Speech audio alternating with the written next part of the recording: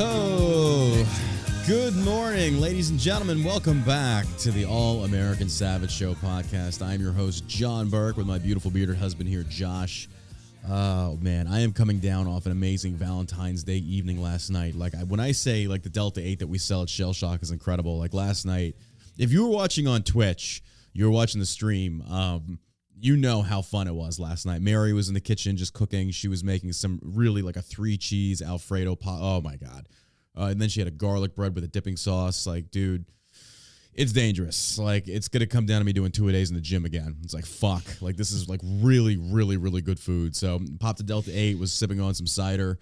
And it was a good night. And then we played some trivia on Twitch with our Twitch community. Dude, it was a really good time. I haven't had that much fun in a very, very long time. Oh, well, thanks a lot. Outside of doing these podcasts with you, of course, yes, naturally. I have a ton of fun with you. Forget it. Now my Valentine's is ruined. Your Valentine's is ruined. Is that what did it? That's all it takes to ruin your Valentine's Day? Yeah. That was it. You said you got your wife a watch, right? Yeah. It was nice. Had a little family dinner. Mm-hmm. It was good. It's a nice little... That's good. You can't ask for more. Once you're married and yeah. have 2 young kids, normally I don't buy into the Hallmark fabricated holidays because honestly, it's a corporate holiday. You're spending a lot of money to tell somebody on this specific day you love them. When I can understand the difference behind it of saying every day you should say you love them, but Mary had actually put rose petals on the bed. Some sex toys, I posted on Instagram. I was like, look, I'm bragging. I'm humble bragging about this. This is amazing. She just did an amazing job. It was a lot of fun. And we had a really the same good way night. about the holiday. Once you get out of Christmas, I feel but they pull you back in. Jeez. Yeah. But, and we bought gifts for all the girls here at Shell Shock. We gave them all little flowers, and we got all the guys Pornhub subscriptions. So, we take care of our own here. We do little touches here and there, little touches, and they can touch themselves at home. Happy Valentine's Day to me and my rosy palms and 5 friends and shit. You know what I'm saying? So, but yeah, it was a good day. It was a good day yesterday. So, this episode is brought to you by ShellShockCBD.com. If you've not tried the Delta 8 gummies, I highly suggest you do. Look, You hear us promote this a lot, ladies and gentlemen, but in last night's stream, there was a lady who talked about that she'd given her veteran son a gift of our Rack Out gummies, and he took them 2 nights ago and slept like a baby, and he's a believer now. We're asking you to put your faith and trust in us into ShellShockCBD.com and try our Rack Out gummies. If you can't sleep for some reason and you just need help getting asleep and staying asleep and waking up feeling refreshed without the groggy afterfeel, we can help you. Now, look, a package of our gummies lasts a month, and I think they total for around $45. But say you don't want to drop $45 on a maybe. Don't take my word for it. We offer sample packs. We have 2 gummies a pop for $5 in a sample pack that you can try. And if you like it, you can come back and buy a bigger bag. So give it a shot at ShellShockCBD.com. And look, I stand behind our products. We have been in business. Again, we're on year 3 now. We're doing insanely well because, again, our products work. They do what we advertise them to do. We're not pulling any punches. We're not lying to you. We would not be as financially successful as we are if our products did not do what we claim they do. So, again, go check out ShellShockCBD.com. And if you're needing help falling asleep, and if you're a veteran and you follow me, I know you do. We're very similar in the fact that we are all insomniacs. We run off of caffeine, hate, and pre-workout. Well, let us at Shell Shock help you achieve a good night's sleep too, where you can wake up and feel refreshed. Invest in your quality of life for a low price of $5 for a sample pack. Try it. And if you do like it, come back, spend $45. What are you willing to pay for a good night's sleep, minus the prostitute? I'll tell you, the Delta 8s and the Delta 9, even the CBD oils and the CBD gummies are. Oh, and you will not fail a drug test taking these Rack Out. They are THC free. Yeah, the Rack Out gummies. You have our guarantee on that. And then also the just our regular gummies. All of our CBD gummies are THC free. And this is our company. You're not supporting a China-based company. This is all made in America. Everything is American-based in our company. We don't outsource. Well, no. The one thing we did outsource was the skull tinctures from China. Because we can't find them anywhere. Can't find them anyplace else. Trust me, we looked everywhere in America. Took 2 months to get in here. 2 months to get here, and then half of them were fucking broken. Buttigieg. Bastards. Buttigieg. But yeah. Yes, there is melatonin in the CBD gummies. The CBD Rack Outs, it's 15 milligrams of CBD and 5 milligrams of melatonin. Anything over 5 milligrams of melatonin, your body's it won't use. It won't process anything higher than 5 milligrams. So there's a reason we kept it at that level. We could have done more and said put it in 10 milligrams, but anybody can research this and see that after 5 milligrams, your body just gets rid of it. So again, That is shellshockcbd.com. We thank you for listening to the podcast. And hey, as always, if you like this podcast, if it educates you, if it makes you laugh, makes you cry, makes you hate me, give us a share. It helps out our numbers, it helps boost our voice, and it helps expose more people to Shell Shock. And that's ultimately what we're trying to do so we can become more successful, expand. We're opening up a new store location here in downtown Dallas very soon. We're excited for that. Okay, with that being said, we ready to jump into this thing with some This Day in History? Yep. All right, let's get it started on this day in history.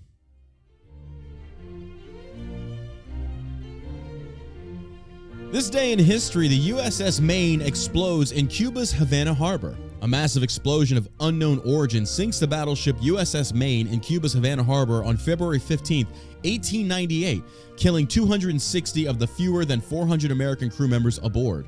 One of the first American battleships, the Maine, weighed more than 6,000 tons and was built at a cost of more than $2 million. Ostensibly, on a friendly visit, the Maine had been sent to Cuba to protect the interests of Americans there after rebellion against Spanish rule broke out in Havana in January. An official U.S. Naval Court of Inquiry ruled in March that the ship was blown up by a mine, without directly placing the blame on Spain. Much of Congress and a majority of the American public expressed little doubt that Spain was responsible and called for a declaration of war. Subsequent diplomatic failures to resolve the Maine matter, coupled with United States indignation over Spain's brutal suppression of the Cuban rebellion and continued losses to American investment, led to the outbreak of the Spanish-American War in April of 1898. And that's this day in history. Interesting. Declaration of war over the sinking of a ship. That's dangerous. And right now, we're going to get into this later, but right now, Ukraine, it's not looking good. It's not looking good right now. We'll talk about the article here in a little while. I posted the article yesterday on the allamericансavageshow.com. Right now, satellite imagery is showcasing Russian units are moving into attack positions on the Ukrainian border. But according to what the news is also saying, that Putin is still open to negotiations with NATO and I think America. So we're keeping a close eye on that. But keep in mind, if an attack does kick off, communications from there are going to be limited. We're not going to see anything because, Putin's going to go in there jamming all kinds of EFP stuff. So just keep that in mind. Keep them in your prayers. This is a serious thing. This is a serious thing to where this isn't like it was under Trump, because Trump actually had balls. Biden, I don't think Putin has any respect for Biden. I don't think he's afraid of him. NATO is being very soft on Putin right now. So we're just going to keep it in mind. We're going to keep seeing or keep watching as it develops and keep you guys informed as best we can. All right. This just in. You got to love this. Neil Young, the hero of the millennial generation, or the Gen Z idiots out there. Neil Young, who many of which probably never even knew who this guy was prior to him protesting Joe Rogan, apparently is back on Spotify. Mr. Keep on Podcasting in the Free World. I'm going to pull my music. Look, I'm going to take my bowl and go home. Who's got one foot in the grave, the other. Like, this guy just looks like just a weirdo. But anyway. Total D-bag. Just a douche. Well, he's back on Spotify now. So apparently, he needed that money. Yeah. He just, it's just, I'm back. I guess his protest wasn't as staunch, or he wasn't as staunch a believer in combating, parentheses or quotations, misinformation. Yeah. He's the same guy that even told the Spotify employees, get out before this thing eats you. Like, he was going after Spotify. Not only did he pull his music, he was telling the employees to quit. He was trying to freaking deplatform Spotify. He was trying to ruin them. And now he's back. And if I was Spotify, I'd be like, no, you're gone. Once you pull, you're gone. Like, don't even think about it. We don't want you. Yeah. Like, if that's how you're going to act, absolutely not. Because other performers, lesser name, you notice, like, no truly big name, current trending performers are pulling their music from Spotify. It was all these D-list freaking artists from way back when that are just clinging on by a thread of relevancy. And then there's other, like, B-list singers that were singing, I'm going to pull as well. It's like, nobody even knows who the fuck you are. Like, okay, if you have clout, if you have engagement, and you have some pull, people are like, oh, that sucks. I still have belief. I pray every night that Taylor Swift does it. I hope she pulls it. I don't even have an account on Spotify, but hey, it's one less platform to listen to that stupid bitch's music on. I'm down with that. Dear Lord. Oh, God. 22 my ass. Maybe you're the problem, Taylor. Maybe you're the problem. I think maybe she is the problem. It was sad to see her do that transition from country music sweetheart to go more mainstream and then turn woke. Like, a very young girl goes into this limelight, and then she's manipulated by liberal people And now you see her for what she is, like, Jesus Christ. Like, she just needs to go back to her roots, get back in the country, and stop believing all this bullshit. Yeah. See if that happens. Probably not. Probably not. But, yeah. So he's back on Spotify. Good for Neil Young, you idiot. The 76-year-old rocker made headlines last month after announcing that he didn't even last a month. I know. Bro, the truckers lasted longer than you. Came walking back with my God. Dumb hat in his hand. It's like a homeless guy. Well, yeah, he does. He's got those pork chop sideburns, that long, stringy hair. It's just, yeah. Please take me back. Please, may I have some more music? The 76-year-old rocker made headlines last month after announcing that he'd remove his decades-long catalog of music from the streaming platform, an act in protest of Spotify's podcast division, home of the Joe Rogan Experience. Rogan's podcast has been at the center of countless controversies to date, from COVID-19 vaccine denial to his recent use of the N-word on the show. Nevertheless, and I love how they phrase his recent use, the clips that they put together from years ago, podcasts from years ago. So again, it's a little misinformation there. They're trying to paint Joe Rogan as a racist. And out of context. Out of context, yeah. Saying the N-word does not make you a racist. Saying the N-word towards somebody, it kind of, that makes you a racist.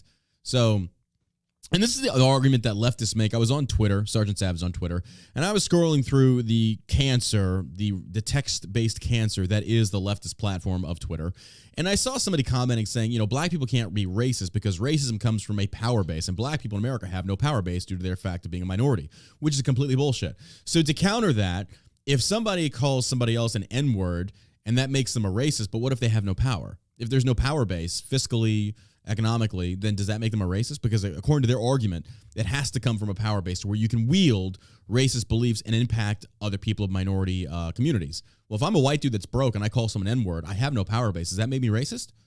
I think it does, because the basic definition of racism is thinking one race is better than another. You can go look this up, unless Google's changing the definition again, as they always do with a lot of their bullshit. I don't know. I don't even necessarily think that calling someone a racial slur makes you necessarily... Do you remember that Chris Rock stand-up that he did? He was like, I love black people, but I hate a N-word. Yeah. That would make you a racist. Essentially, if you hate a certain type of people. But he was talking about the actions. He's like, when I'm at an ATM, I'm not worried about a black person coming up. I'm worried about... That wouldn't be race-based. That's action-based, yeah. And I think that's from... He's referring to people from, like, inner-city ghettos and stuff like that are very violent. It could be debated on whether or not just... It could just be targeting somebody with a particular word. Dude, even having like these types of discussions to where it's like, I want to say intellectually based, where you can actually have reasonable discussions. People on social media are not going to listen to this, especially leftists. They are not going to listen to anything like what you and I are talking about without blowing a gasket in the side of their head and their eyes going cross-eyed, and you just see them like mentally just shut down and they want to start screaming.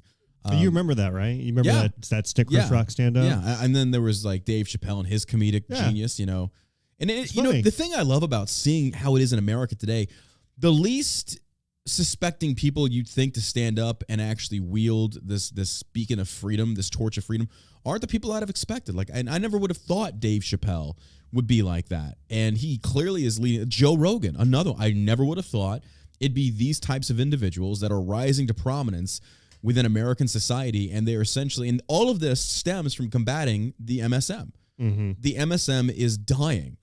That's why these ratings, people, I think, like Joe Rogan, and we've talked about this before, that because, again, Rogan is center of the aisle, and that's why a lot of people listen to us, because it's like, look, we'll go after the left, we'll go after the right, but ultimately we just want the truth. And if we have to interview different people from different backgrounds to achieve that, or at least, form a certain kind of perspective in being open-minded, people like that.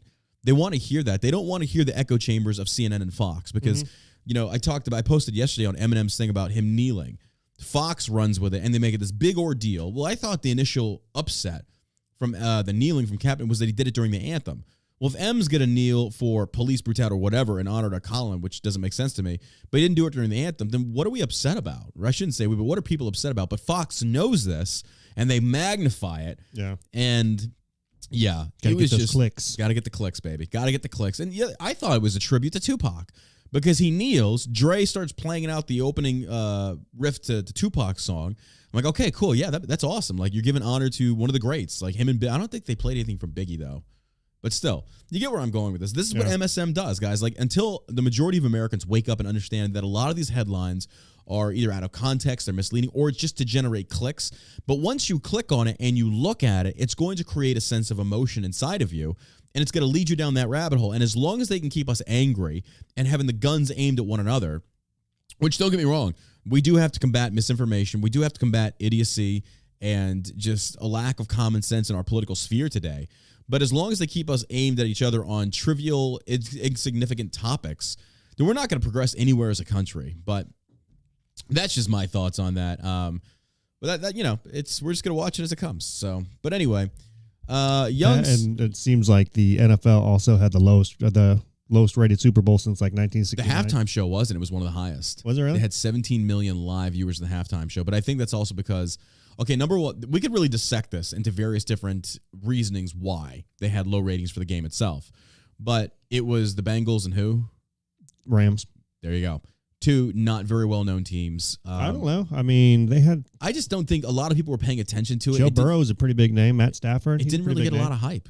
Like, it'd be different if it was like more... I don't know. Maybe that's just me. I mean, if it was Tom Brady playing, yeah, obviously that's what I'm I'm saying. That's the biggest name. Yeah, you need big names in that thing. And I think this was a lot of two teams that hadn't really garnished a lot of attention until this season. Yeah.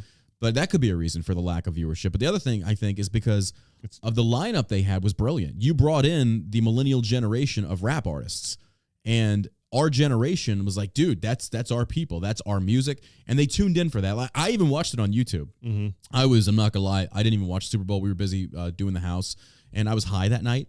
I was on Delta 8 from Shell Shock CBD, subtle plug. And I just remember sitting there and I was scrolling through Twitter and I saw something about the halftime show. I was like, oh, I wonder how that went. And so I watched like 20 minutes and they did a good job. They did. I think they did some good job. I didn't understand 50 Cent hanging upside down though. I didn't. That was like, I still haven't watched it. It's good. They hit all the hits, and I don't think they even announced 50 Cent. He just made a guest appearance and he did his In the Club thing, and that was huge.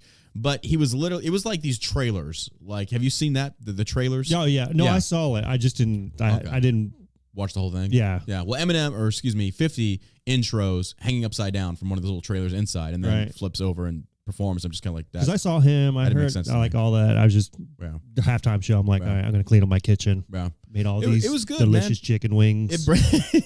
It brought back some memories. I'm not gonna lie, and it was odd because I felt connected. You know, politics be damned. To listen to those tunes, those songs that transported me back to my high school and middle school days. There was just something nostalgic about it that I like. Maybe it's because I was high. I don't know. Probably. But I looked at it and I was like, dude, this is like. I don't want to say this is the greatest, because I'm not a huge rap fan, but when you hear M belt out that Lose Yourself, it's like a tune that exemplifies like taking your shot, like going after it. And people, that was like an anthem. I've never been an Eminem fan. He's just always like a little weasel to me for some reason. I'm the same way with a lot of shit, but there's sometimes you got to differentiate the talent from the artist. Like his many dumb movie. Oh yeah, wait, 8 Mile? Yeah, I'm sorry. I'm not an Eminem fan. I'm not gonna say I'm a fan, but I do like some of his work. But I mean, the problem with his he's work done was well. I'll give it to him. He's obviously done very, very well. Yeah. I mean, he discovered 50 Cent. Yeah. Dre, I think Dre produced M found 50, and it just it goes on and on and right. on.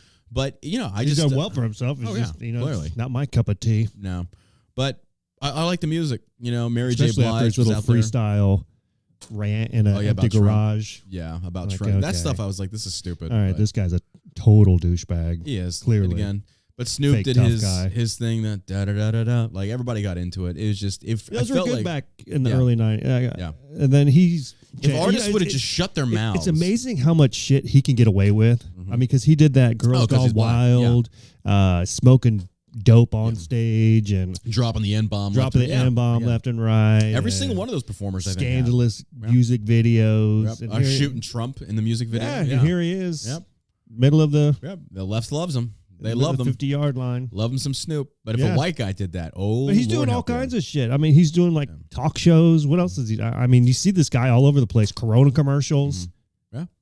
It's like if anybody gets a free.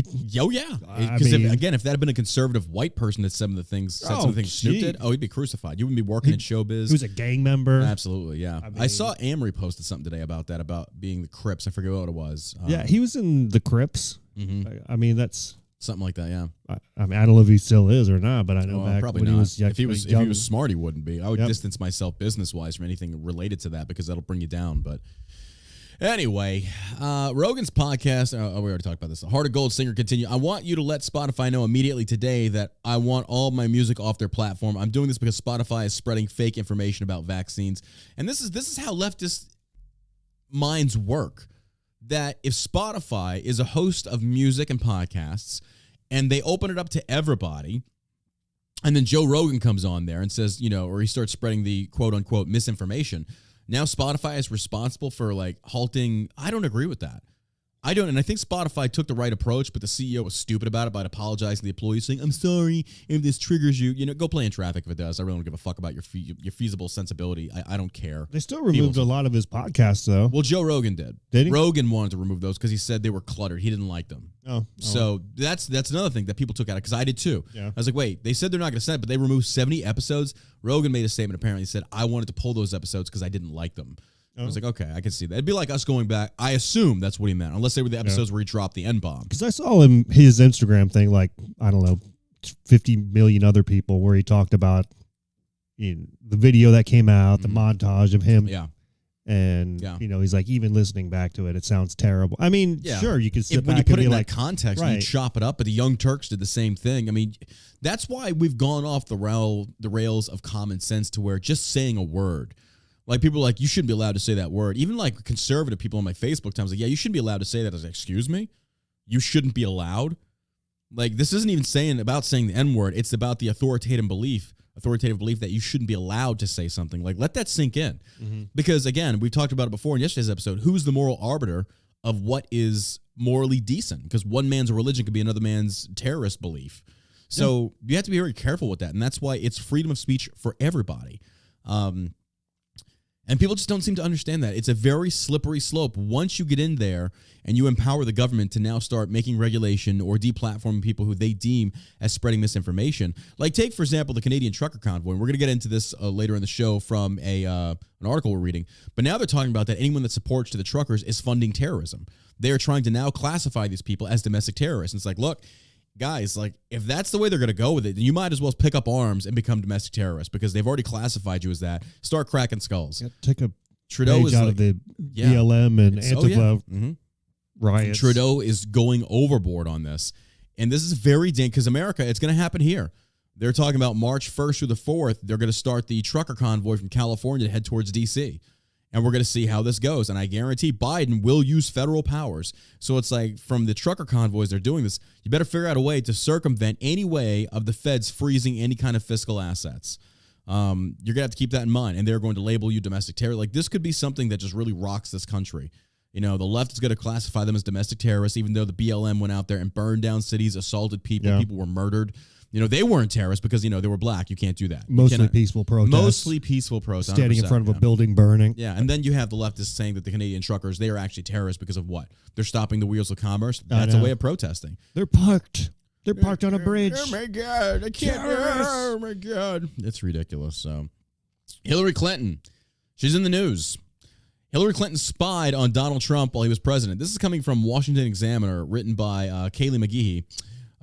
He said Special Counsel John Durham, and you're going to hear that name a lot more because essentially he's heading up this investigation, who's been investigating the origins of the Russiagate hoax for the past year, confirmed in a court filing last Friday that former President Donald Trump was illegally spied upon by associates of Hillary Clinton in order to delegitimize his election victory and presidency. I'm sorry, the last time something like that happened, wasn't it called Watergate?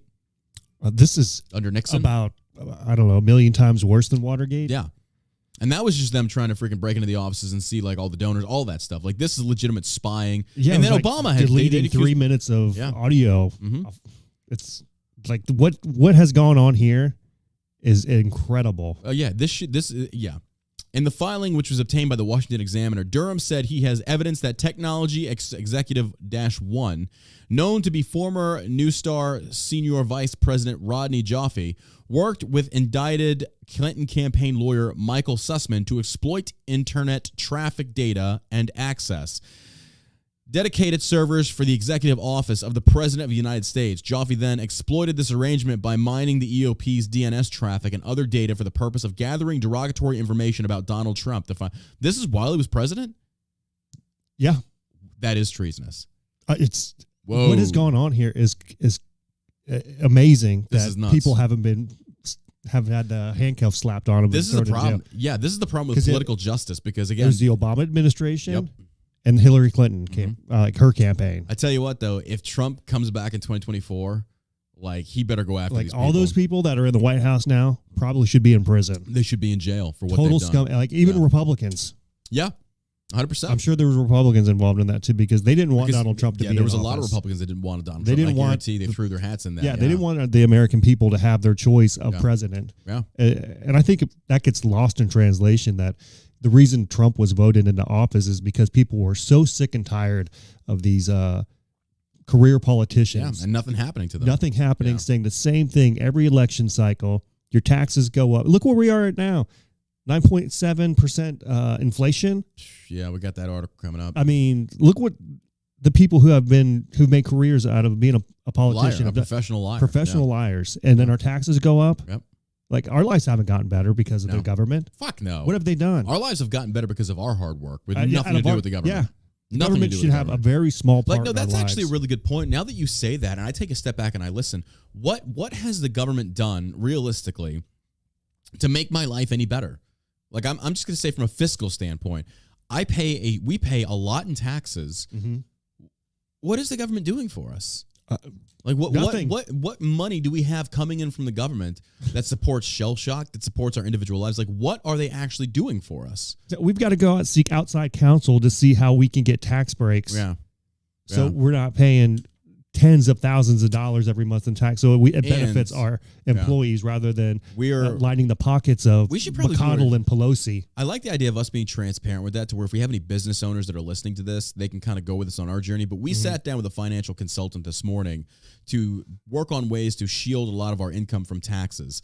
And the one we're going to be looking into is a company-based 401k. We're going to start off with that and then peer it from there. And we're going to talk more with him very soon. But essentially, it's like shielding a lot of our money from these taxes that we're getting slammed in. Yeah. It's essentially, instead of paying that money into the government, we invest it back into the business, into our employees, and setting up retirement funds and shit like that. You know, we pay ourselves less, but we also don't get hit harder in taxes. So realistically, we make more. And that's how disgusting all of this is, that we have to do this in order to make sure we protect our money. Our money that we earned, that we worked for, versus paying $500,000 in 2021 to the government to just watch them throw it away at $30 million in crack They're not pipes. protecting the borders. Sure, they're not. No. I mean, what do we like from a federal level? What are we getting from them? Just they are essentially taking all this money and redistributing to where they think it should go. Yeah, it's like this. I don't trust them. It's like we're not getting any ROI on our investment whatsoever. Zero. Nothing. We're just paying in. Like we are literally supporting other people that aren't even working for us. That don't even want to work. I gotta wait till I'm like 67 years old before I can start collecting Social Security. And I honestly don't think that'll happen because right now our budgets, our national deficit's it's at 30 trillion. It's nuts. Yeah, it's there's no sign of it going down. No. There's no plan to because they don't care. It's not balance a budget. Milton Friedman said it best. The government is great at spending other people's money. They're wonderful at spending other people's money. Oh, yeah. So, Joffe also enlisted the assistance of researchers at a U.S.-based university who had access to large amounts of internet data in connection with a pending federal government cybersecurity research contract, Durham said. Joffe tasked these researchers to mine internet data to establish an interference and narrative tying then-candidate Trump to Russia. This was also the birth of the Steele dossier, I believe. He added, in doing so, Joffe indicated that he was seeking to please certain VIPs, referring to individuals at Law Firm One and the Clinton campaign. This guy was like a paid internet hitman to go out there and dig through information through spying and then creating this false narrative by trying to mine all these little things and putting it together to create the Russian hoax. And the MSM bought it. I mean, CNN, we talked about like a few episodes ago where CNN even came out and said, oh, hey, the Russian thing was a hoax. Wasn't real. CNN admitted it. There's still people that think Trump colluded with Russia. Because they want to, because they have nothing else to go off of. Like, when you see those comments on social media, it's like, it's not true. You can share the article from their own talking mouthpieces of CNN say, look, even CNN said it was a hoax, and they still won't believe Photoshopped. It's not real. CNN must be, they're being paid by the Trump administration. Like, okay, sure they are. I went and looked at Hillary Clinton's Twitter page, and just some of the morons commenting. Like, oh God, yeah, it's incredible. These are just I think, I really feel like in America's future, we're going to have more people come to the middle because they're going to see just how outlandish and irrational a lot of the opinions are from these fringe groups on the left and the right, like the outerlying fringe groups that essentially are getting the majority of the attention and therefore defining the entirety of the group. So I think more people are going to come more center because some of these people, you read these comments on Fox or CNN, and you see the diehard evangelicals that are just going to double down and claim that Trump is God, like all kinds of crazy things. And then you're going to have the people on the left that are going to sit here and like Trump, it's the negative association bias. Trump can do no right. Like they will use anything they can to delegitimize Trump and praise Biden. But your boy is like crashing and burning right now. So all they're going to do is whataboutism Trump. Everything that you see, like CNN constantly, the Daily Beast I follow on Twitter because I love trolling them, all their stuff is bashing Trump. It's like, look, dude, Trump's not in office. You got Biden as your president. You wanted this piece of shit. Now start running your pieces on him and what he's failing at. Stop looking over at Trump. You don't get to keep blaming him. That's why I'm like, do these people get paid? I think so. Like, you got to control the narrative. You control votes. Control the MSM. You control votes. Because that's the way to get information to the people. Whatever CNN prints, whatever Fox prints, people are going to naturally believe it. Versus and that's why we do this podcast and try and tell people, like, stop buying into these headlines and really think, like, I hate saying it, but like follow the money. Like, where is this coming from? Who stands to benefit from running a headline like this? Is this actual journalistic integrity, or is it just a political op-ed hit piece, which I think the majority of the MSM is at this point? Like, if we were going to start like a news network, there would be no opinion pieces. It's just straight news. Yeah. No opinion, nothing like that. Like, for example, and I try the website we have is an opinion. Like I tell people, it's an opinion-based website. Of course. You have my opinions there. Yeah. But if we were to start like Jack Diesel or freaking Jackrabbit Media or whatever, it would literally just be, here's the facts, that's it, post it. Let the people see it, you decide what you want to do with it. That would be it. Just where you can get accurate information with no opinions, nothing. It's just straight down the middle, just facts. We used to have that across the board with minor bias involved. I don't know. Like, looking back now, I don't know. I don't know if we've ever had straight reporting, that's a good point. To be honest with you. Wow. It's because we never had social media to I shouldn't say fact check, but individual independent journalists fact checking MSM. I don't think it was as highlighted as it was until Trump started running for president of the United States. And then the media turned on him. And then you're like, oh my God, look how one-sided this is. Yeah. And look what they did. They set him up. They started spying on him. Yeah. They said he had ties to Russia. Yeah. And continued that. Yeah. Even when Biden was debating Trump, and Trump brought up Hunter Biden's laptop, he said, "Oh, that's Russian disinformation." Yeah. Like, and people believe it because I don't know, they've lost their minds because they hate Trump. Or they hate the left. And that's why Trump was so successful within the GOP, because people got so sick and tired of the left, and Trump was the embodiment of being anti-left. And they really anti-government. Yeah. I mean, because honestly, here's the businessman who's dealt with these politicians all of his life. He paid Democrats. He paid or donated to their campaigns. He was a Democrat for a while. Yeah, Democrat. Yeah, I mean, he was a businessman. He was whoever could give him the sweetest deal. Yeah. And honestly, who could blame him? Yeah. Or any business person for that matter, who would just want somebody in the government that could work with them to get things done faster. Because we're trying to get a certificate of occupancy, and it's taking forever. Yeah. Yeah. It's way to go. Dealing way with to go, government city. officials. It's like, oh my God. Yeah. It's like being back in the army. All right, who do I have to pay to meet with somebody? Yeah, to expedite make it go this process faster. so I can get my business going. Yeah. So that's terrible. what happens. So that's what we're paying for. That's what we're paying for. In other words, the Clinton campaign deliberately funded and ordered Sussman and its other lawyers at Perkins Coie to monitor Trump and his allies even after he took office. That's spying on the president. That's legitimate spying on the president. Now, it's incredible. Why do you think Hillary even did this? Because she knows she can get away with anything. Mm-hmm. The email scandal. She was found guilty. I was like, yes, she was wrong. Nothing happened. Nothing happened. She could be the Antichrist. I think she is. The day that woman dies, America's going to be a hell of a lot better off. Her and her piece of shit husband, Bill. Oh, just, you want to talk about the most corrupted politicians. They have just, oh my God. And the sad thing is they reproduce and you have, what's her face, the daughter.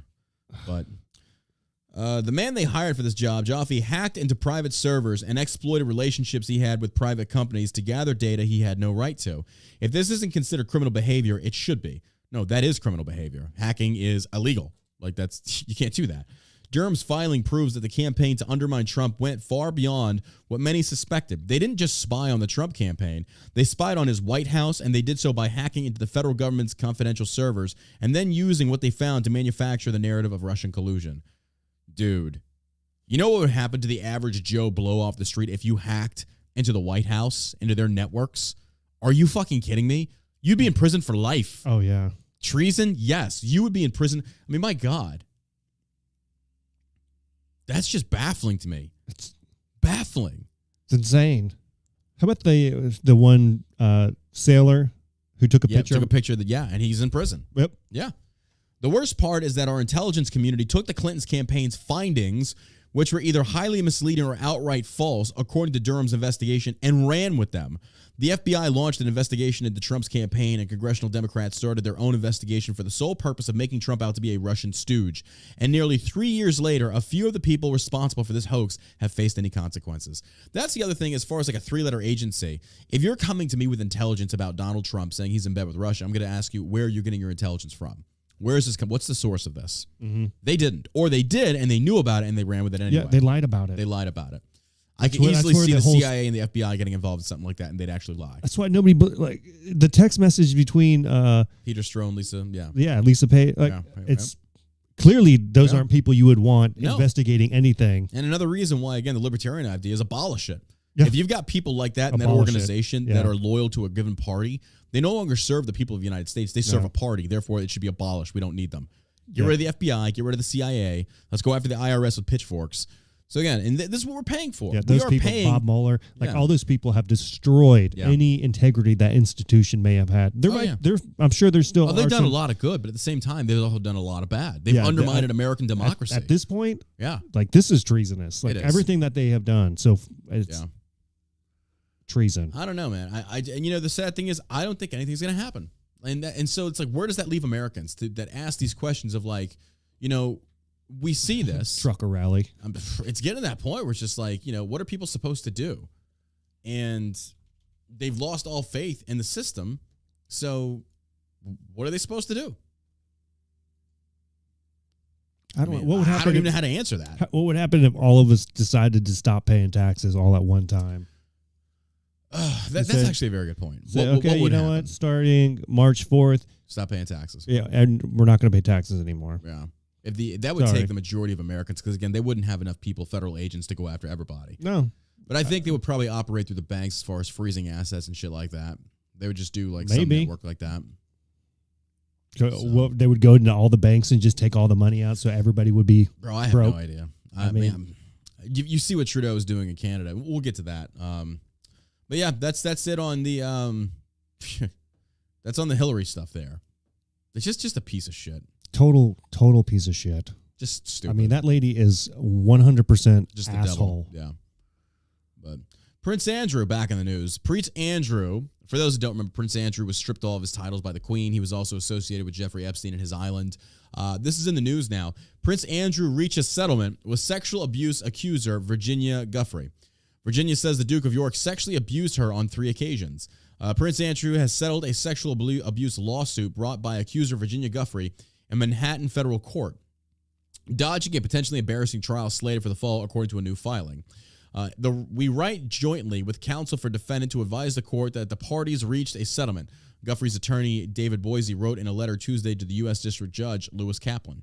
The letter added that the parties plan to file a stipulation of dismissal within 30 days after Giuffre receives her payout.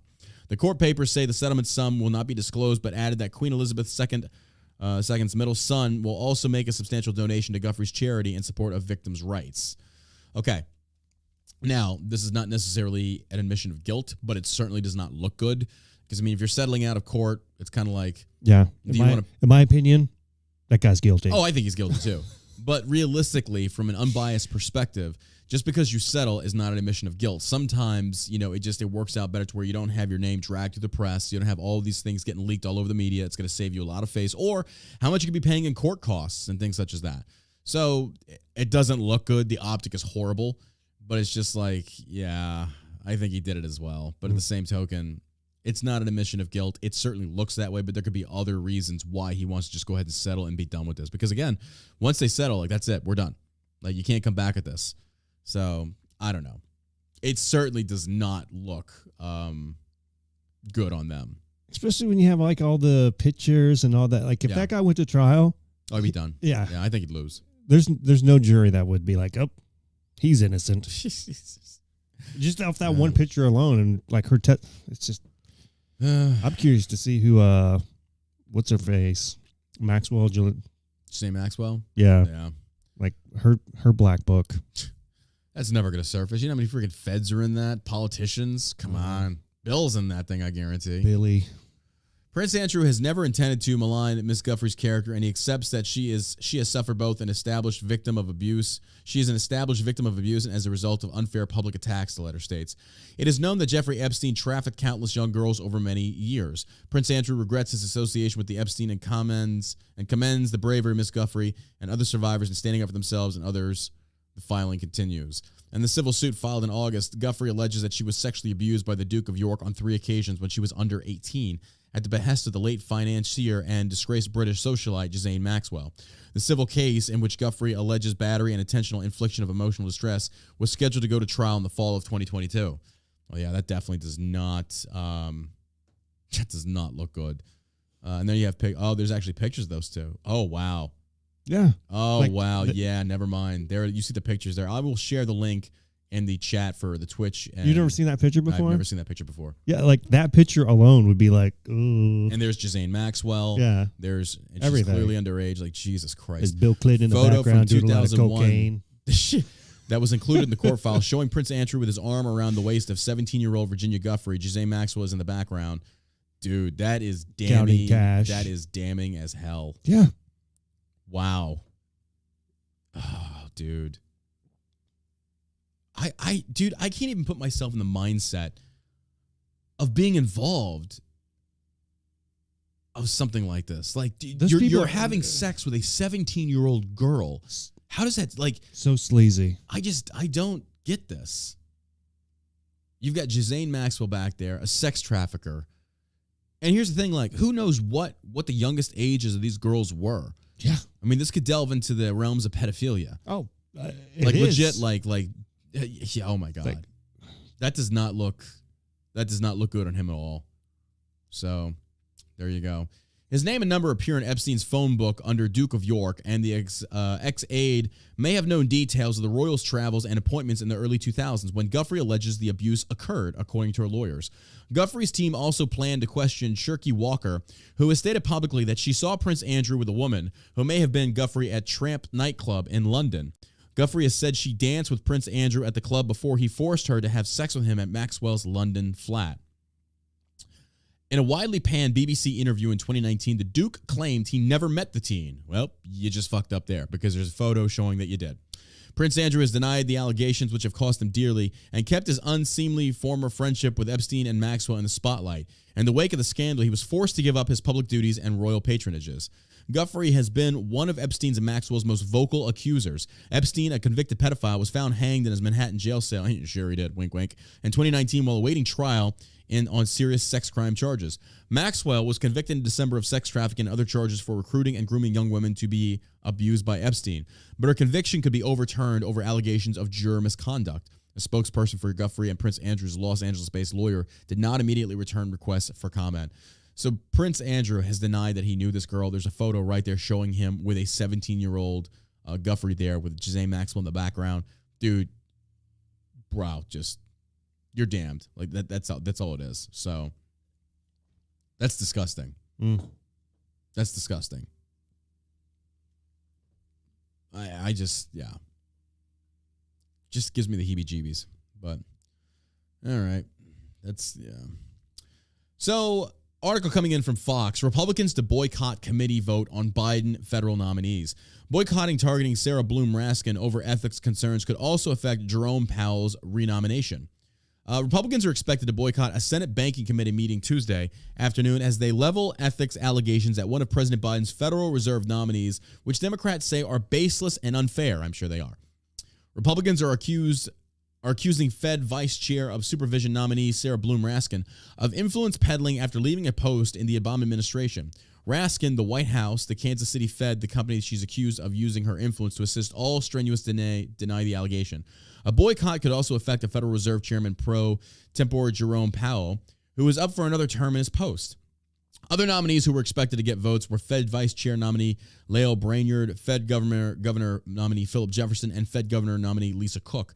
Committee Republicans aren't seeking to delay her vote. We're seeking answers, Banking Committee ranking member Pat Toomey said Tuesday. Until basic questions have been answered adequately addressed, I do not think the committee should proceed with a vote on Ms. Raskin.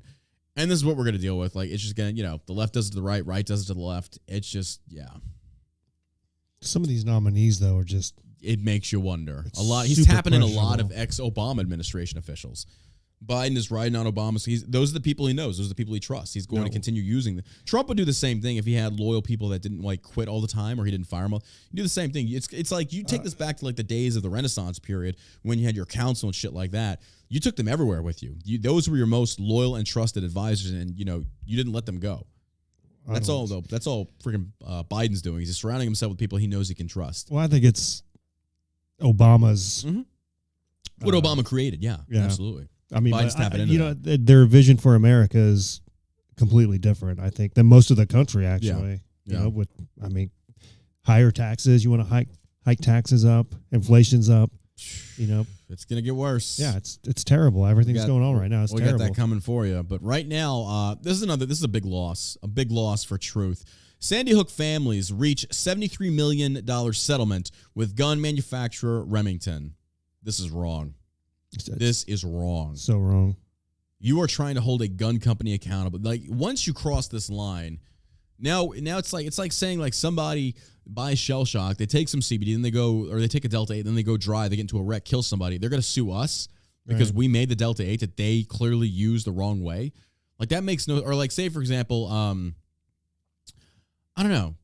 For me, it's just kind of one of those things of if somebody, say for example, used the Delta 8 to put in somebody's food and then make them feel more lucid and then got them convinced to have sex with them. They could try and come after us and say, it's because of that Delta 8 that they gave me that you made that he raped me. That's not our fault. You sue McDonald's for making you fat? Yeah. It doesn't make sense to me. It's stupid. You sue, the families of 5 children and 4 adults killed in the 2012 Sandy Hook Elementary School shooting have reached a $73 million settlement with the now bankrupt gun manufacturer Remington and its 4 insurers, the plaintiff's attorney said Tuesday. The settlement comes more than 7 years after the families filed a wrongful death lawsuit against Remington, the manufacturer of the Bushmaster AR-15 style rifle used in the massacre that left 20 children and 6 adults dead in Newtown, Connecticut. The families have also obtained and can make public thousands of pages of internal company documents that prove Remington's wrongdoing and carry important lessons for helping to prevent future mass shootings. What are you talking about wrongdoing? How did Remington have anything to do with that shooting? Did they know the family that the lady that bought it? Did they slap the gun in the hands of the shooter and give him say, go do this? No. This doesn't make sense to me how a company can be held accountable from what somebody else does with their products. It makes no sense to me. It's the dumbest thing I've ever heard. So, or sue the car company when you get hit by a drunk driver. Or sue the alcohol company that made the alcohol they imbibed upon before becoming intoxicated and then rear-ending you or T-boning you. This is stupid. Again, this is the American judicial system or the American freaking legal system that is clearly so broken. The 9 families have shared a single goal from the very beginning, to do whatever they could to prevent the next Sandy Hook. Again, this is a vendetta against the gun company. This is very shallow-minded. This is these families, I'm sorry, but you're pieces of shit. I'm sorry for your loss, but you to sit there and try and hold a company accountable for something they had nothing to do with, you're a piece of shit. All it really is that, you're just a gun-grabbing family is all you are. You just don't like the Second Amendment. Well, fuck you and your family. Sorry, I don't give a shit. You lost your children, that sucks, but it doesn't give you the right to try and violate other people's constitutionally protected right. It doesn't. You're just a piece of shit. That's a stupid move to make, a horrible, horrible move to make. And the fact that a judge let this happen is just, it's insanity. Yeah. The victory should serve as a wake-up call, not only to the gun. Like, here's the other thing. How can anyone prevent that from happening with a gun? If we were a gun manufacturing company, how could we ever prevent ever selling to a potential mass shooter? Because for people, it's like, well, universal background checks, they already have them. You already have them. You know what would stop it? Having, I don't know, security, an armed guard? Armed guard. And then people are going to say, well, we shouldn't have to because we should be in the land of the free and safety. We have over 350 million guns in this country. You shouldn't have to worry about getting hit by a drunk driver at 1 o'clock in the morning. But here we are. Yeah, you got to worry about it. It's this leftist idea of we should have, fairness and equality. Like the world should be rainbows and butterflies and there should be no violence. No, it doesn't work like that. So the family sued Remington in 2014, alleging it should be held partially responsible for the shooting because of its marketing strategy. A 2005 federal law protects many gun manufacturers from wrongful death lawsuits brought by family members. But the marketing argument was a new approach. They just found a way to freaking skirt around what they had built their defense on. It's like your marketing is what please. Like, what? Please. At what point did Remington ever drop a commercial or a marketing strategy of encouraging mass shooters? Please tell me. Get the fuck out of here. You thinking about mowing down a group of people? Exactly. Well, here at Remington, we have the perfect firearm for you. It's just stupid. This is stupid. Do you think Alec maybe was like, it was the gun that did it? I think Alec should probably sue the gun manufacturer. He's like, I'm suing the gun manufacturer. That wasn't me that did it. Honestly, if I was Alec, I probably would do that. Well, now. I probably would do that just to try and push some responsibility off on the gun manufacturer. And I would say, your gun malfunctioned. I'm just saying that's the snake tactic that he should probably take. That's the snake tactic. It's probably on his radar now. Probably. So, I don't know. It's crazy to me. But just a reminder, Alec did. He did kill a guy or a woman, yeah. Lawyers for the plaintiffs contended the company marketed rifles by extolling the militaristic qualities of the rifle and reinforcing the image of a combat weapon. Oh, Jesus. In violation of a Connecticut law that prevents deceptive marketing practices.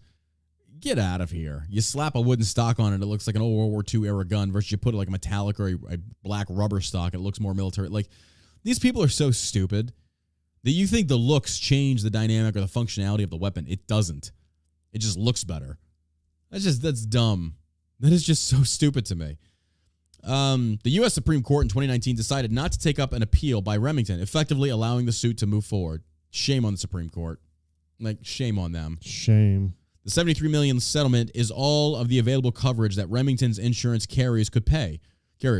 Last summer, Remington approached the families with nearly $33 million settlement offer. At the time, lawyers for the families said they would consider their next steps. The families did not accept their earlier proposal because they wanted to ensure that they had obtained enough documents and taken enough depositions to prove Remington's misconduct and to ensure the case's message to the insurance industry was clear. Tuesday's news. They wanted to make an example of somebody. That's all it was. This is another example of left-leaning liberal families trying to go after your Second Amendment by trying to bankrupt a gun manufacturing company. Well, I got news for you. There's hundreds of other ones that ain't going to stop. It ain't going to stop. More guns, what we need. The more guns you have on the streets, the safer it's going to be. Because if one dude wants to go crazy with a gun, you got 10 more standing by with a gun ready to mow them down. Yeah, how many lives are saved every year because of guns? They don't talk about that. Yeah, 100%. Especially at the hands of the police. I don't know that you could even quantify the amount of lives that are saved because of weapons. Yeah. What about police officers? 100%. People at home who... Yep. Break-ins, burglaries, things such as that. Absolutely. Yep. So, all right. So, you've been watching the news. Biden to address the Ukraine situation Tuesday afternoon. President Joe Biden is going to provide a status update on the ongoing situation in Ukraine at 3:30 p.m. ET, Eastern Time. That would be 2:30 our time. So, that's going to be here roughly in about an hour and some change. I'll tune into that. I want to listen to that and see what he has to say. Russia has amassed more than 130,000 troops near the Ukraine border in recent weeks. Okay, now let me just clarify this something. This is where my veteran experience actually comes into play on this.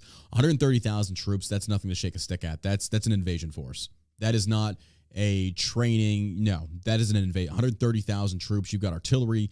You've got all your assets moved into one specific location on the border. Absolutely not. That's an attack force. That's an invasion force. So Putin's flexing. You got to remember, this is costing Putin money. This is costing him a lot of money. It's a lot of taxpayer money that are essentially getting poured into this potential training exercise, like some people are trying to call it. Like, no, he is staging. This should be taken seriously. This is nothing to shake a stick at, because Putin is not one of these guys that's going to make a feint. He won't. Like, Putin commits. He doesn't give a fuck what the world thinks. He knows. Putin is to Russia what Trump was to America. Like, Trump was not afraid. He was not afraid to go after a little fat man in North Korea. And he backed down. Putin knows Biden is weak. He knows he's senile. He knows he's got players behind the scene. Russia has amassed more than 130,000 troops near Ukraine's border in recent weeks, according to the U.S. estimates, raising fears from Western and Ukrainian intelligence officials that an invasion could be imminent. Russia announced earlier Tuesday that some of its troops would return to base after completing recent drills, but stressed the major military exercises would continue. No. 130,000 troops, no. That's not a training exercise. That is not a training exercise. Well, you got to figure the 101st Airborne Division, where I was stationed at, oh God, I forget how many thousands of troops we had there. That's a division. A division has, oh God, man, I can't even put a number on it. It is nowhere near 130,000 troops. Nowhere near that. Not even close. Putin has amassed his military on that border. The Russian Defense Ministry said troops from its southern and western military districts, parts of which are next door to Ukraine, have begun to return to their home stations, though the announcement did not say precisely where those troops were permanently based, where they had been exercising, or how many of them were withdrawing. U.S. Ambassador to NATO Julian Smith said Tuesday that the U.S. was monitoring the situation after the Kremlin's troop announcement, but added that the U.S. will have to verify any claims of potential move towards de-escalation by Russia. The Ukrainian crisis is largely a creation of President Vladimir Putin and his personal and disputed version of history that holds that the country, which was part of the Soviet Union until its breakup in 1991, should be part of Greater Russia, as well as his deep resentment about how the Cold War ended with the admission of former Warsaw Pact nations that were aligned with the Soviets, like Poland, Romania, and the Baltic states, into NATO.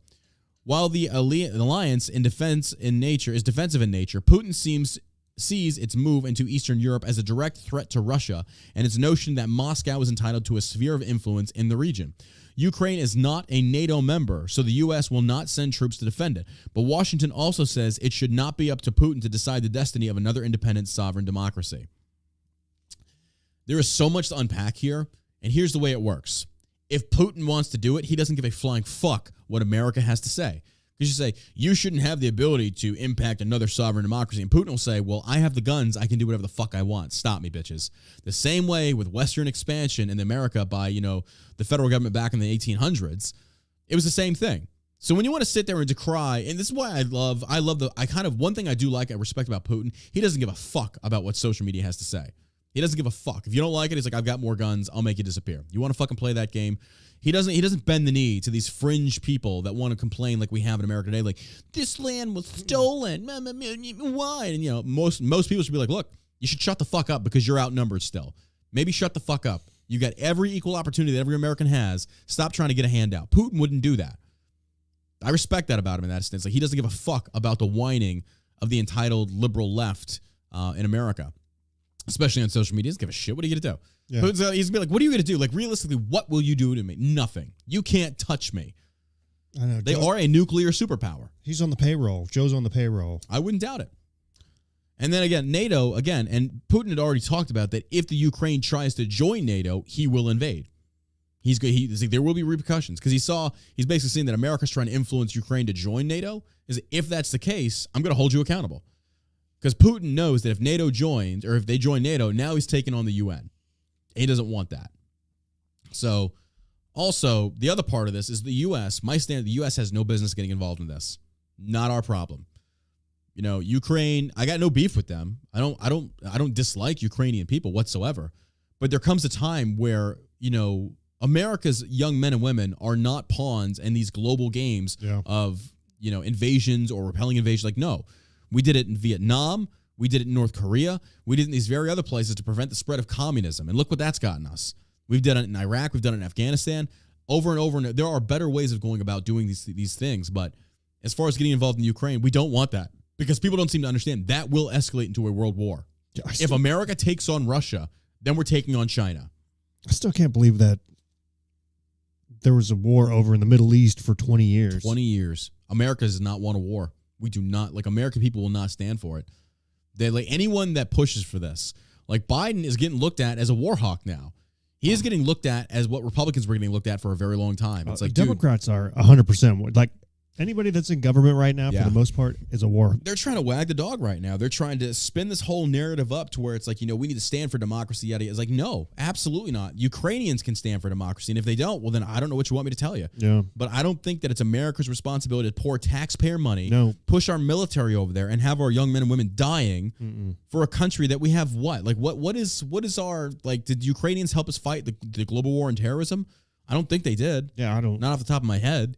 But even still, what our ties to? Yeah, even if they did, it's like what allegiances. And people talk about like these alliances we make. Look, I'm sorry, but there comes a time. It's like we just got out of a 20-year war. We lost thousands and thousands of young men and women. Like $7 trillion poured into the Middle East. It was for what? What have we gotten from this? America needs to come first. We have to come first. Yeah. We have spread ourselves so thin. We have an invasion force at our southern border right now, and that's not just from Mexico. That's Guatemala. That's all these places. That's all these places. Yeah, someone actually made a good point. Bo Wolf on YouTube says exactly, John, America's response to this will dictate China's next move about Thailand. Or is it Taiwan? Is it Thailand? I think it's Taiwan. Taiwan? I don't know. We cannot continue playing world babysitter. That's what the UN is for. And if the UN's not doing their job, then I don't know what they want us to say. But again, I am so tired of spending taxpayer money in our military industrial complex, beefing up. Because here's the thing. You want to get mad. Ooh, wait a minute. Since 2014. Something just hit me. You think about this. World War II pulled us out of the Great Depression. The wheels of the economy started turning again. All these private industries started making war manufacturing things. Ford started making, I think, was it tanks? I forget what it was. But these manufacturing, it was Taiwan, thank you. But essentially, all these, you look at like Nine Line, the clothing company. When the pandemic hit, they started manufacturing masks. These private companies went to work to help better America. With pandemic aside, politics be aside, that's what private industry can do. Inflation's going at an all-time high now. You don't think that Biden would do something to get those wheels of the economy spinning again? They were doing this before. I'm talking about now, though. Do you think he'd do that? Yeah, I 100% do. These people don't value American lives. No, they always send the poor, yeah. It's so since 2014, the United States has given, 250 million. Is that right? To what? To the Ukraine for weapons. For weapons? Now, I did see Biden was doing that we were trying to assist them through providing weaponry. Look, that is... I think it's like $2.5 billion that we've given to the Ukraine for... That's not our... We should... No, because here's the thing. Yeah, we fought the Taliban off the weaponry that we gave them. And this is firsthand experience, ladies and gentlemen. I still remember this day. We were patrolling, and there was a historic IED placement site that we'd always have to go physically clear on foot versus in the trucks. And I remember one time we found det cord strung across this field that was leading to that IED site. So we cut the det cord. We call EOD, Explosive Ordnance Disposal, and they come out there. And this is the middle of Afghanistan, dangerous fucking valley, and they dig up a 155 artillery shell, one of ours. Or no, it was one of ours. No, it was a Russian-made one. But strapped to it in det cord was brand new Chinese plastique C4. In the packaging, clear as fucking day. It's like, where the fuck they get this? We were fighting a proxy war with Russia and China in Afghanistan, and justifiably so, because we did the same thing when Russia was fighting with the Taliban, or when Russia was in war in Afghanistan. We did the same thing. We provided the Muad'Din so much weaponry. So we're in these proxy wars that we have no business getting involved in. So imagine if we were Putin and that we say that we're invading Ukraine. They've also been backed by America by providing them weaponry. That's an act of war, in my opinion. Like, that's them saying, hey, we're backing them fiscally or with armament. That's like saying, okay, so you want to do this? Like, that's how fucked up this whole thing is. And I sincerely disagree with it. We have no business getting involved. That's what NATO is for. And even though Ukraine isn't involved in NATO, then we're also a member of the UN. Why are we doing it on our own and not UN-based? Like, we're breaking from the UN on this one. I'd rather not be a part of the UN or any of these world organizations, to be honest with you. Well, it's just this big alliance. Like, we always kick in the most amount of money on all this shit. Absolutely. I mean, Trump was right when he went over there and was talking about how much the United States had paid for the facility, the UN facility and all that shit. I mean, we're never going to see that fucking building. Hell no. We're never going to see any of these embassies. No. That's just, yeah. While the alliance is defensive in nature, Putin sees its move into Eastern Europe as a direct threat to Russia and his notion that Moscow is entitled to... Okay, I heard that. In effect, Putin is holding Ukraine hostage with a demand for the withdrawal of NATO forces from Eastern Europe that would amount to a major rewriting in the post-Cold War. That's what he's doing. Okay. Now that makes sense. He's using the Ukraine as a bargaining chip for them to withdraw forces, UN forces, so he can take back what he lost in the Cold War. Why now of all times? Like, why now? Cold War ended in, 91? Why now? Was it 91? No, it was 88. No, it was 88, yeah. Sorry. It was the breakup of the Soviet Union was in 91. Why now? Let me read that again. In effect, Putin is holding Ukraine hostage with a demand for the withdrawal of NATO forces from Eastern Europe that would amount to a major rewriting of the post-Cold War world that Washington will never accept. But he may perceive a historic moment in which he can open divisions in the alliance, forever crush the Ukrainian dreams of joining the West, and avenge the fall of the Soviet Union and advance his notion of Russian greatness. Dude. Mother Russia. Mother Russia. Why now? Because it's not just America he's got to worry about. I mean, he's got to worry about England. He's got to worry about Germany. He's got to worry about... Oh, yeah. I don't know. Those countries... Because they're all members of the UN. Yeah, but they seem like a bunch of pussies to me for some reason. Right? I mean, look what they did when COVID hit. Merkel, they had millions of migrants just flooding into their country. Yeah. Unchecked. Yeah. I mean, just taking Russia over. said no. Yeah, we're not doing that. Right. Yeah. It's... I don't know. I don't trust any of those countries. Look at Prince Andrew. Yeah. He's a pedophile. Well, here in about an hour, Biden is going to address what's going on. I'll tune in to see what he's going to say. We'll address it in tomorrow's episode of the podcast. But something to keep your eye on. We're going to see what happens because I think right now Putin's positioning himself for that potential invasion just as saying, hey, if you don't... It's almost like a hostage negotiation. It's like it's a terrorist hostage negotiation. Like, unless you remove UN forces from Eastern Europe, we're going to invade Ukraine. And the thing is, this is such a bad position to be in because it's like if you say no, Putin's going to do it. What are you going to do? What are you going to do to stop him? The UN's going to have to get involved, and it could escalate into a world war. Jesus. Dude, oh my God. Our nation's military getting involved with a war with Russia, we're going to get creamed. We're going to get creamed. I don't think that we have the capabilities anymore. I think our military has become so inwardly decayed from progressive ideologies. The war fighters, they've been weakened. Our fighting force is not what it was some 5-10 years ago. Millie. You've lost all your combat veterans for the most part. All the experiences that we picked up in Iraq and Afghanistan are gone. Everybody's left. Now you've got a fresh crop of military people that really don't have any experience, for the most part, by and large, in war. I don't know.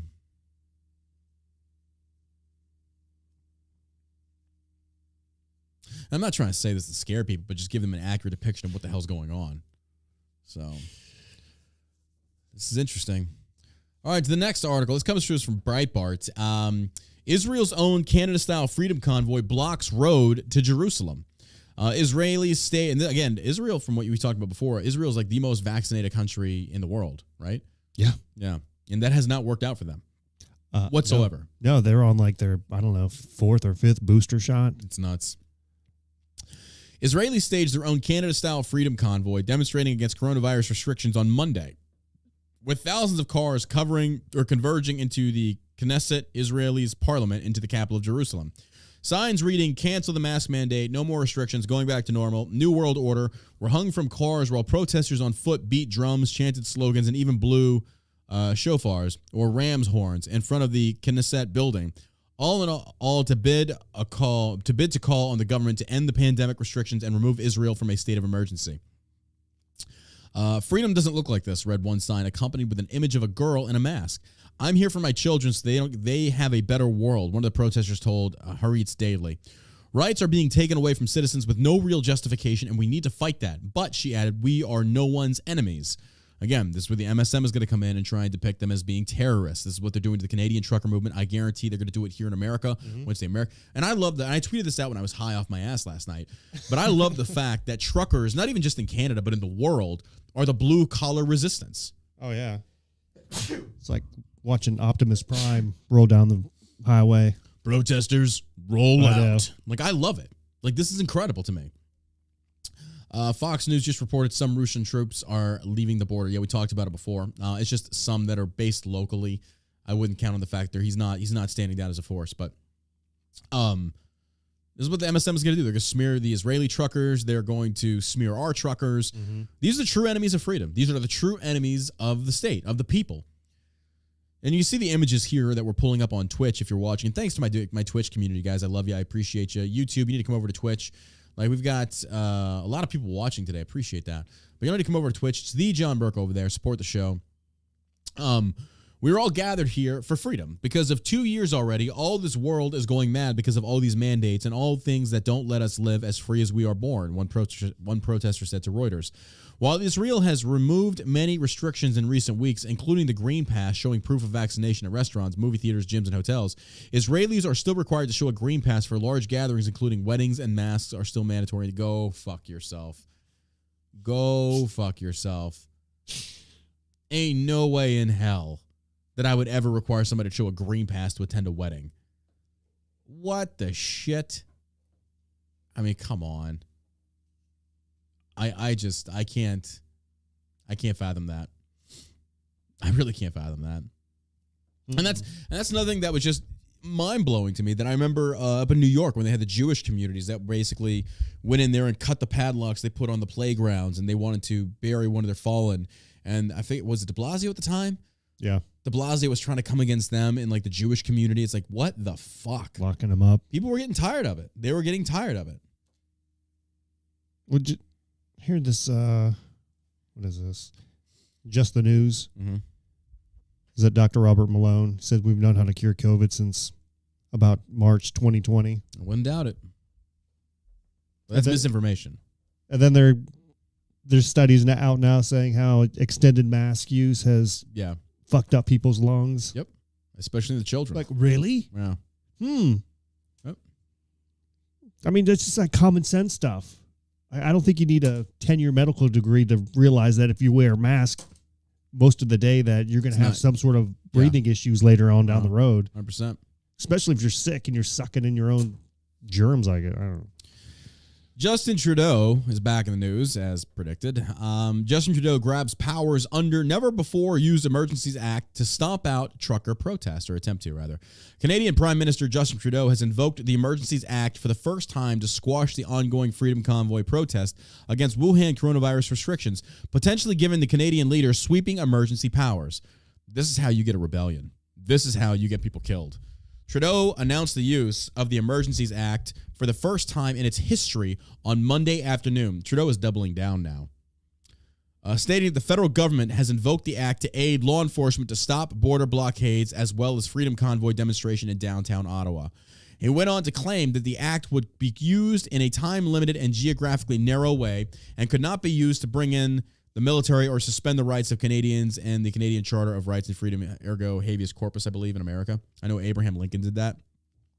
The Emergencies Act replaced the prior War Measures Act that was used by Prime Minister Pierre Trudeau, the current Prime Minister's father, during the October crisis of 1970, when members of the far-left terrorist Front de Liberation du Quebec, FLQ, kidnapped and murdered Quebec Deputy Premier Pierre Laporte. The act, which came into law in 1988, allows Trudeau to invoke various measures that could include banning people from gathering in certain areas as well as restrict the travel across the country. And the only reason he's doing this is that if they do violate this, he can label them as domestic terrorists. Yeah. And then utilize military to go in there. Because again, he's setting the precedence is what he's doing. Mm-hmm. He's creating the conditions, and he knows the truckers aren't going to go anywhere. He's like, okay, well, now you haven't listened. Now you're actually domestic terrorists, and I can treat you accordingly. It's disgusting. What are they going to do? Start dropping bombs on them? That's the thing. Like, if he did that, go that route, it's going to be bad. Like, start shooting people. It's going to be, I think, honestly, arresting, fines, shit like that. But Do they have guns in Canada? Do they allow guns in Canada? I don't know, eh? I think I know a new lucrative business for us. Do some gun running to Australia and Canada, baby. ATF, open up. Shit. I mean, they have hunting up there, right? Yeah. I don't know, but I just know this. If Trudeau goes that route, he's escalating the situation, and start shooting. Trudeau's like, dude, you just need to listen. This is what the people want. Now, also keep in mind that yesterday, there's a lot of people in Canada saying we are lifting these restrictions starting March 1st. They're saying a lot of this stuff is going away. So guns are allowed, but handguns are illegal. I wouldn't even want a handgun for something like that. I'd want a rifle, but Saskatchewan does not support the Trudeau government invoking the Emergencies Act, and the federal government, if the federal government does proceed with this measure, I would hope it would only be invoked in provinces that requested it, and the legislation allows. Most said on Twitter. Alberta Premier Jason Kennedy has also stated his opposition, saying, we have the legal powers that we need. We have the operational resources that we need to enforce. And I think at this point, for the federal government to reach in over top of us without offering anything in particular would frankly be unhelpful. Even his own people are saying, don't do this. Even his own people are saying, don't do this. Alberta Premier Jason Kennedy has also stated his opposition, saying, Alberta is one of the provinces dealing with a freedom convoy blockade at the town of Coutts along the United States border, which has been ongoing for the last 2 weeks. While the protesters did lift the blockade temporarily, it resumed last week, despite Alberta lifting several restrictions, including its vaccine passport system. In Manitoba, excuse me if I mispronounced that, where a blockade was set up at the border in the town of Emerson, Premier Heather Stephenson released a statement saying that she did not support the use of the act either. These are people in these lockdown towns. These are leaders just even telling Trudeau, like, even with all this going on, do not do this. Like, they understand he is going to escalate this to a point where it could cause violence. And this will be on Trudeau. This will be on Trudeau. And, here's the thing. If it does happen and it gets to that point, then go after him. Revolution that motherfucker and go after him. If he needs to, Trudeau is a master of disguise. He As we've seen, he could pass as blend an Indian, into various minority groups. Yeah, he could black, be a Jamaican. Yeah. Yep. It doesn't. He could escape. While the situation is very different in Ontario, this ultimate federal legislation should only be considered on a measured and proportional basis in locations where it is truly needed, she added. François Legault, premier of the French-speaking province of Quebec, has also come out against the Emergencies Act, saying, I think that I was very clear with the Prime Minister that the Federal Emergencies Act should not and must not apply in Quebec. Dude, you've got your own people going against you on this one that does not make you look good. We don't have any problems in Quebec so far. The Chariot du Quebec has everything under control, he said, but claimed the situation in Ottawa, Ontario was very different than any protests taking place in Quebec. I can understand that enough is enough in Ottawa. You can protest. You can't do what they've been doing for 2 weeks, Lalt said. Ontario Premier Doug Ford stated on Monday morning that he supported Trudeau's use of the Emergencies Act just days after Ford declared a province-wide state of emergency to end several border blockades in Ontario, including the blockade of the Ambassador Bridge in Windsor, which sees large volumes of cross-border traffic.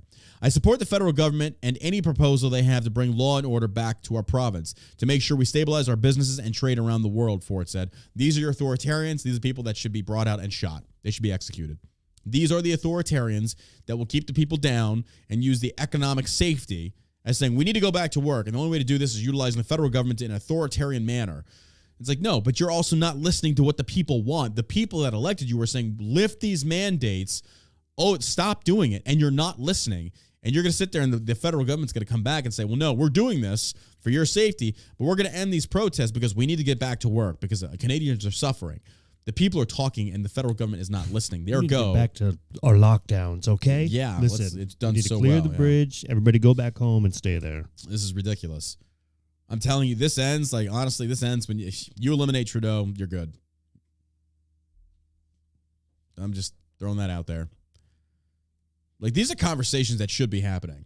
We've hit a point now where these conversations should be happening. If you do this, there's going to be a war, and if there is a war, we are coming after you and your family. You will be executed. Like, you need to keep that in mind.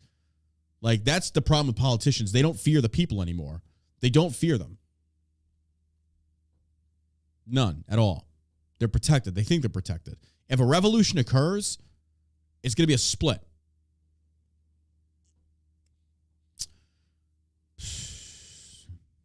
And I love this. Breitbart London tweets out, Give, Send, Go defies fascist Canadian government order to freeze Freedom Convoy trucker funds. And this is also February 11th. We covered that in a previous episode. I think the funds are still flowing. So, all right, last article of the day. Bidenflation. Prices soar twice as fast as expected. Wow, look at that. Prices jumped 1% in January, far more than expected. Data from the Department of Labor showed Tuesday. The Producer Price Index, which measures what businesses are paid for goods and services, rose by 1% in January, twice what economists were expecting. Compared with January of 2021, the index is up 9.7%, down slightly from the 9.8% year-over-year gain recorded for December. Excluding food, energy, and trade services, prices rose 0.4% from December. They were up 6.9% compared with January of 2021, matching the December gain. Economists had expected prices to rise by 0.5% on a monthly basis and 9.2% annually. December's inflation was revised higher, initially reported as a 0.2% gain on a monthly basis and a 9.7% annually. The Department of Labor said on Tuesday that prices in December rose 0.4% compared with the prior month at 9.8% compared to the 12 months earlier. Again, basically, it's going up. Inflation is continuing to rise. It's not stopping. Consumer confidence is at an all-time low. People are not wanting to invest right now. And that's what kind of made me wonder, why Black Rifle went public during this time. It's I probably would have waited, but that's just, I don't know. They probably know better than I do, but still. It's when you see, I think we were talking to our advisor today. We looked at that, and I think Black Rifle opened at $16 a share, and now they're down to 14. Yeah. So we'll just see how that goes. Good luck to them. I hope they do well. Yeah. I mean, who knows? But yeah, this is going to continue.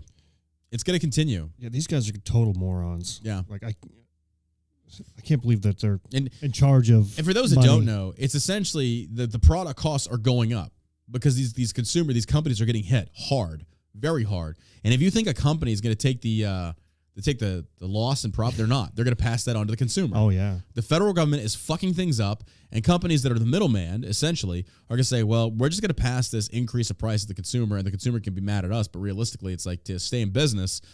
It's ultimately the consumer that suffers. Again, hyperinflation, gas prices, same thing. And that's the problem that we're facing right now. And it's only going to continue getting worse. This is Biden's America, ladies and gentlemen. This is Biden's America. You voted for him. I hope you're happy. Some people did. I don't know. It was 81 million. I don't think it was 81 million, but anyway, this ends this episode of the All American Savage Show podcast. If you've not done so, go check out our website. We have amazing products over there for you. Also, make sure you check us out on Twitch at The John Burke. You can follow me on Twitter at Sergeant Savage. Also, my Instagram is John Burke 11 Bravo 11B. We're the only one. So we can't thank you guys enough for all the love and support. Oh yeah, that's a good one. That's a good one to end it on. You got anything to add, my man? Oh, thanks for listening. Keep the hope. Keep up the hope. I think in the end everything will shake out. Through it. America will get through this, but it's good lessons to learn. It is. In the process that we never forget to make these mistakes. Or we don't make these mistakes again. But anyway, hey, if you like the podcast, you learned something, made you smile, made you laugh, whatever, give it a share on social media. Go leave us a review on iTunes. That helps us out. Look, fuck these other right-leaning or left-leaning podcasters. We're doing this by ourselves. We're independent. We have no ties to anybody. So we're just doing this because we love doing it, presenting you facts and information and opinion for you to make up your own minds. So until then, we will see you bright and early tomorrow, hopefully around 11 a.m. CST. And until then, you stay savage, America.